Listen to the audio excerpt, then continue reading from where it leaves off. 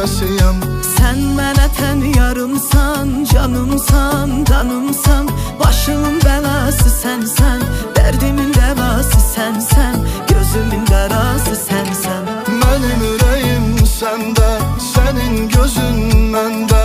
Gizlədim səni sinəmdə, gəl yaşayaq bir bədəndə.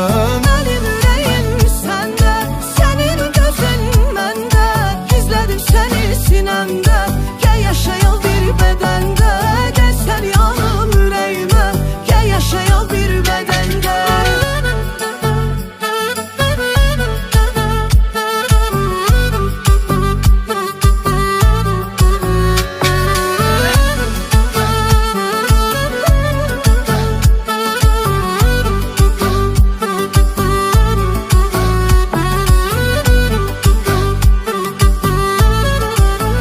Sevən sevdiğinden söyle ayrı kalarımı, tekliğe duyarımı, ya həsrətə salarımı.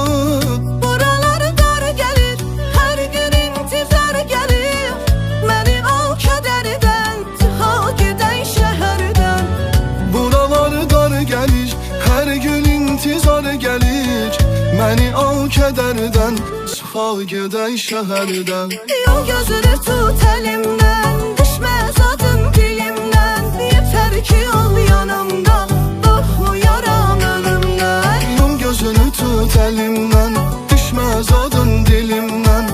Yetər ki ol yanımda, qorxmuyaram ölümdən. Mənim ürəyim səndə, sənin gözün məndə. Gizlədim səni sinəmdə, gəl yaşayaq bir bədəndə. Mənim ürəyim səndə, sənin gözün məndə.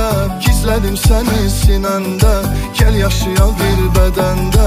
Gəl səni alım ürəyimə, gəl yaşayaq bir bədəndə.